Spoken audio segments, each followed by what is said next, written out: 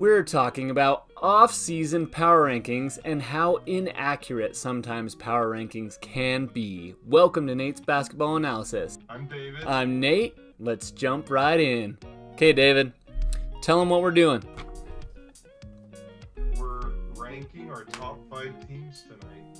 Yep. So the top 5 teams that we see most powerful teams at the moment and why we rank them that way. We haven't discussed this ahead of time, so go for it, man. Who you got?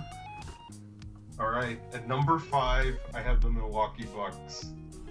Okay, good choice. The Milwaukee Bucks obviously have a good team. They've got Giannis. They've got Middleton. They've got the team that got knocked out in the first round. But I still think they're better than the team that beat them. And so I'm putting them at number 5. Okay. Who you got at number 4? Number 4, I've got the Phoenix Suns. Okay. I think the Phoenix Suns made an interesting move for Bradley Beal. I'm not sure that was the right move. I don't think that Bradley Beal is much better than, say, a Tyler Hero or a player of that caliber. Really? But yet, yeah, look up their stats. They're close to identical. Okay. But yet he costs a lot more than Tyler Hero. And regardless of that, they still have Devin Booker. They still have Kevin Durant. And they've still got some of the players who were there. I think DeAndre Ayton is still there, right? Yes. Remind me of that one. Yep. Yeah. He's still in Phoenix. They're still a really strong team. I just don't think that Bradley Beal was that strong a get, and I would put them as the third best team in the West. Okay. At number 3, I've got the Lakers. I wondered if they were going to make the cut or not. I always bet against the Lakers, and I'm almost always proven wrong. I know the NBA, they ranked the top. Well, they ranked all the teams in the West. They had those 2 teams exactly in the opposite position. So they had those exactly flipped, the Lakers and the Suns. I disagree with the NBA. I still would rather have the Lakers than have the Suns. They're more of a complete team. They got Gabe Vincent. They got Taurean Prince. I have really serious questions about Gabe Vincent's efficiency, but I still think he's a strong addition to the Lakers, and because of that, I've got the Lakers at number 3. Okay. Number 2, I've got the Celtics. Ooh, I know who that makes your number 1 then. Yeah, I think that the Celtics are the best team in the East. I've already said I don't like them paying Jaylen Brown as much as they're paying him, but that doesn't make their team any worse. They obviously lost Smart, but if they can have a healthy Porzingis, I've got them coming out of the East. I think that the Celtics are the best team in the East. And here I'm also disagreeing with the NBA website. They've got the Bucks at number 1 in the East. I just don't agree. That's nonsense. Okay. I don't think the Bucks are as strong as the NBA wants them to be. Okay. I'm holding all of my thoughts to argue some of these at the end. So go ahead, give your spiel. Who's number 1? Go. All right. Number 1 is the Denver Nuggets. If they play the way that they played last season, nobody's going to beat them for a while. That team was ridiculous. Nikola Jokic is unstoppable. Jamal Murray is one of the greatest jump shooters I've ever seen. That team rocks, and they have great size with Aaron Gordon at the forward, and Yep. Man, who was the other guy? Yeah, I don't remember, but all Bruce I know Bruce is Brown. I watched the finals and yes, I watched the finals in complete awe, and just could not get over how good that Denver team was.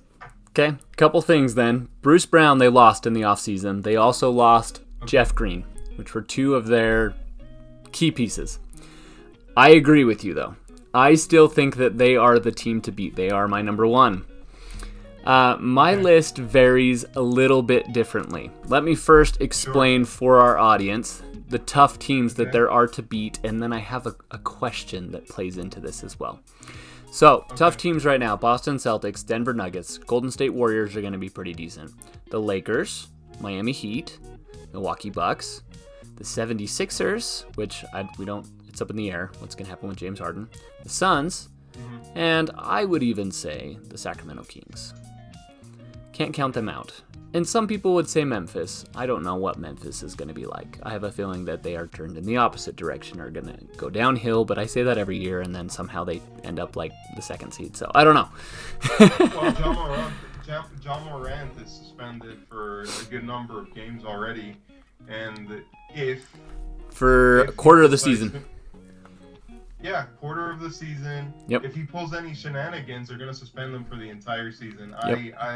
I'm an accountant by trade, and because of that, the risk is he's just too much of a risk for me to take that seriously. I watched a clip yesterday and Ramona, I can't remember her last name, but from ESPN said, I think they have the talent, but they do not have the maturity. So give it a couple years, they may be decent, but for now, I'm probably not throwing Memphis into that mix. Yeah, so it would be great if Morant was on his best behavior. Right? Okay, so this is my question for you then. It seems like every year I try to guess ahead of time what the bracket's going to look like, what teams are going to be great, and then there's some random surprises that happen and teams that come out of nowhere. Maybe the Dallas Mavericks will be good this year. Maybe with Scoot Henderson, the Portland Trailblazers will be good. Maybe the Rockets with all of their offseason moves will be good. Who knows, right? It's unpredictable and you honestly can't tell. So are there any teams that you see that would be a surprise team that could potentially come into the mix of those teams that we've mentioned?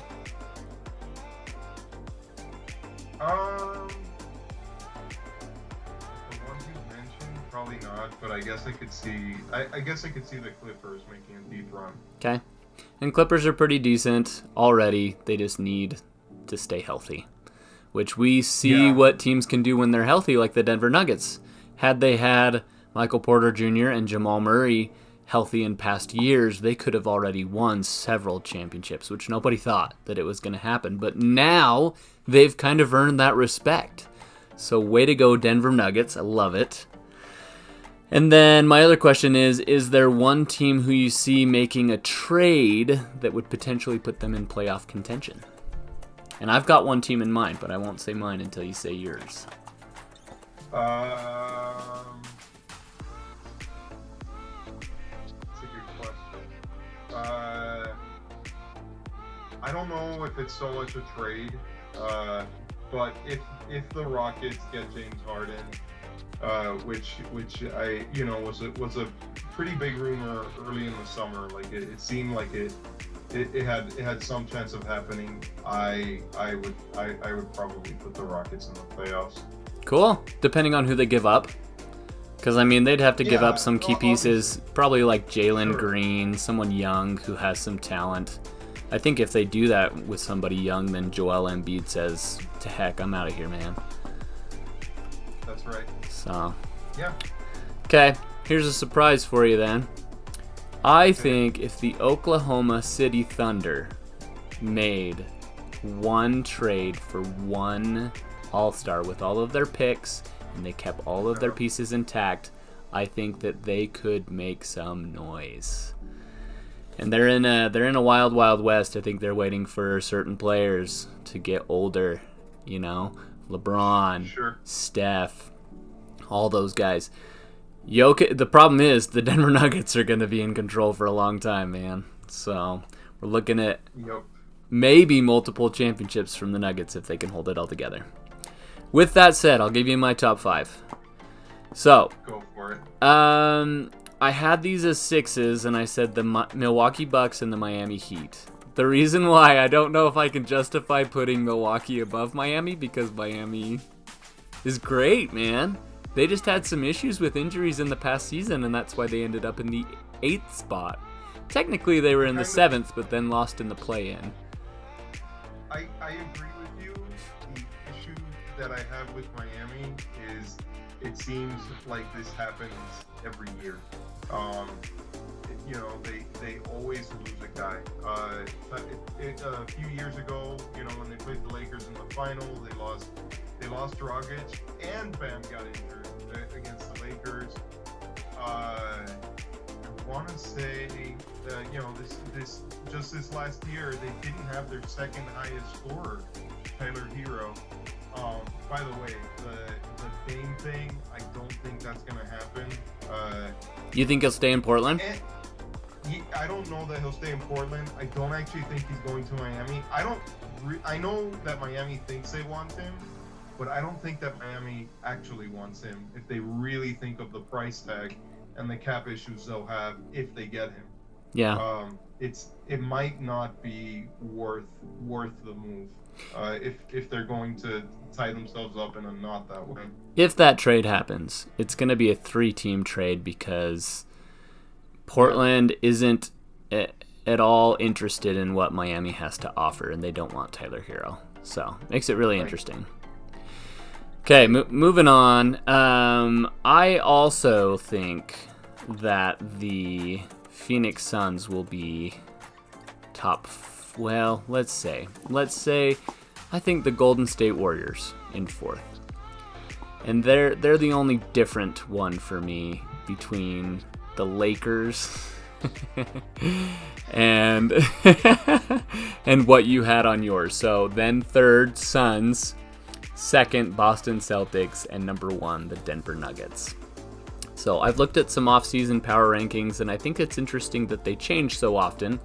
Obviously, it's just kind of what has the team done to make changes? What has changed as far as current situation and those types of things. So it's funny that they change because nothing can change with the team at all, and then the next week it's like, oh, I actually think this team's going to be better. So it is all opinion. But I'll tell you why.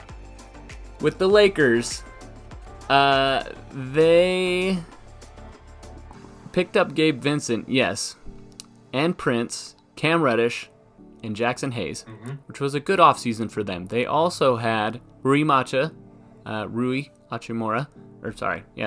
combined the names there, that stayed, Austin Reeves, D'Angelo Russell, Jared Vanderbilt, and Max Christie.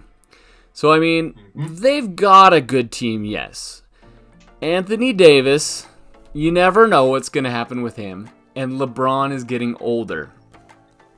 I just don't know, man. I just count them out, though.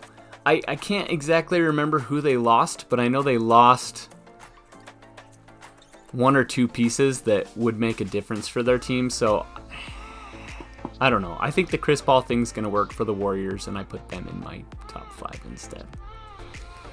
Okay. So, in putting them over Miami and Milwaukee is dangerous too. That puts a lot of teams in the West. The only 2 Eastern Conference teams there is Milwaukee Bucks, Boston Celtics, and I guess Miami Heat too. So, as far as arguing, why do you think the Sacramento Kings don't have a chance? They're young, they're upcoming. Why would they not be considered in your top 5? I just think they're too young. I don't really see. I don't really see any real depth outside of the Aaron Fox and I forgot Sabonis' first name. I'm sorry. Domantas. Domantas Sabonis. Sabonis. You got it. Okay. Well, I think that pretty well settles it then, man. We were on the same page. I figured we would have different power rankings. I thought maybe I should throw out some crazy ones just for kicks, but honestly, this looks like the teams to beat. Yep. And then my question that I had asked you earlier about a team making a trade to make things interesting, or maybe a surprise team in the mix. It'll be interesting to see, but at least now we have it on record. So, Sure. any other thoughts that you want to add before we can conclude? Yeah. What are your thoughts on the current players being inducted into the Hall of Fame? You've got some really big names, probably from our childhoods and our teenage years. You've got Dirk going in. You've got Pau Gasol. You've got Dwayne Wade. Do you have any thoughts on these on the Hall of Fame inductions this year? No. For the candidates? No, and the reason why is, those guys are going to be Hall of Famers. Yeah, It's like, honestly, what does it take to get into the Hall of Fame? And I think there's no fine line, but honestly, you're gonna know whether a person is in the Hall of Fame or not, and have they done sufficient to make the Hall of Fame. So, Dirk, Dwayne Wade, who's the other name you said? Pau Gasol. Pau Gasol. Oh yeah, absolutely. So, Yeah, and sometimes all those guys are there's studs. players that win NBA championships, and there's other players that are amazing. Take Russell Westbrook as an example. He's never won an NBA championship. And take someone random like Sam Merrill as an example on the Milwaukee Bucks. He has won a championship. But if you look at the differences, Sam Merrill's not going to be in the Hall of Fame. And Russell Westbrook will make the Hall of Fame, even though he's never won an NBA championship. Or John Stockton, or Karl Malone. So there is no fine line. Yeah. But my opinion on that's a good question, man. I like it. I think I'd have to think of it further and then discuss my thoughts out of what I really thought. So, what are your thoughts? Apparently it's on your mind. Yeah, I think those are good inductions, and again, those players were pretty much, the players that I like to watch growing up. I see there was Dirk, there was Wade, there was Pau, who those guys were just awesome to watch. And, yeah. That's why I figured I would bring up the question. How about Marc Gasol? All right. Do you think he'll make the Hall of Fame? I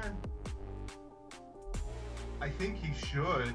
I don't know that he will. One-time NBA champion. I don't know all of his stats, but obviously his brother was much better than he was. Yeah, I mean, he was that. I think his brother was definitely in better situations than Mark. Yeah, that is true. Going to the Lakers, having significant pieces there, things like that. True. All right. Yeah. So also another thing that I want your thoughts on. So the Knicks and Josh Hart are nearing an agreement for a 4-year, $81 million extension. What are your thoughts on that? Is that a good move? Is that a good extension or a bad one? I think that they want to keep certain pieces together. Who was it that they recently brought in? So they have Jalen Brunson, Josh Hart, and who did they trade for? They have Randall. Well, not Randall. There's one other person that they brought in. Oh, I know who it is. It's the guy. Yes. And those three have good chemistry because they were on the same college team together. So I think that's the reason for them extending him. Really, they want to continue with the pieces that they have now. They are making a run at it. I don't know if they'll eventually make one big trade and maybe push Randall out. And I was going to say Obi Toppin, but he's already gone to the Pacers. That's right. So maybe Randall and another player. And then you've got RJ Barrett, who's a great player for them. And he's up and coming. He, is no Ja Morant or Zion by any means, even though he came from the same draft class. But the maturity is there for him, I would say. So hopefully the Knicks end up doing something well. I would love to see them play well in the East, actually. They're never a team that is mentioned as of late in previous years. That's because they haven't been good for 20 years. I know. Last time they made the Eastern Conference Finals was Patrick Ewing's era? Is that right? I think so. I think it was in 1999, I want to say. Wow. It was a long time ago. Yeah, The last time they made a deep run. Okay, how about... so I actually forgot somebody who's being inducted into the Hall of Fame. Okay. Who I shouldn't have forgotten. Tony Parker. Tony Parker. Heck yeah, man. Yes. Spurs legend. Yes. Without him, without Manu Ginobili, without Tim Duncan, they don't win those 5 championships that they won. So, definitely a Hall of Famer. Do you not think so? Yeah, no, I think all these Hall of Famers belong there. And I actually would have put Dirk in the Hall of Fame even if he hadn't gotten His that championship. that championship against the Heat. He belonged there. He's like the first really, really great European player. I know there have been other All-Stars before, but he truly is one of the greatest non-American basketball players in all of history. Agreed. I'm so glad that he made that championship run in 2011 too, and was able to get through so many tough teams. It goes down in history as one of the greatest championships of all time. So, and I love the Mavs. So, yeah. One more question. Okay, go ahead. Before we end it. So the FIBA World Championship is happening, and obviously Canada. The U.S. has a team. Canada. Wait, what about? Is that who you're picking? Yeah. No, that's everything I'm hearing. Is just the Canada team looks like they're amazing, and they're the team to beat. The American team, I think they're really good. I think it was wise to not go with Trae Young. I don't know if you noticed that or not, but he's just little, and it's kind of... He's not as good on defense. So I think that's why they chose not to go with him. I don't really... This is bad, and it's probably going to be a recurring thing on our podcast. But I can't take Trae Young seriously. I'm sorry. I can't either. To be really good. The more they go in the NBA, it's like Luka was the obvious choice over Trae Young. Yes. So, yep, and it seems like Trae is digressing and Luka is getting better. So, interested to see what the Mavs do. I'm glad they picked him. But as far as the FIBA Cup goes, I don't know, man. I want to pick America. There's a lot of good teams. We mentioned Luka. He had a triple-double in the game the other night. Huge triple-double. 13 assists, 14 rebounds, and 30-something points, 38. Yeah. So, and then there's like wielding your team to victory, but at the same time, you got to have a little bit of vet experience there.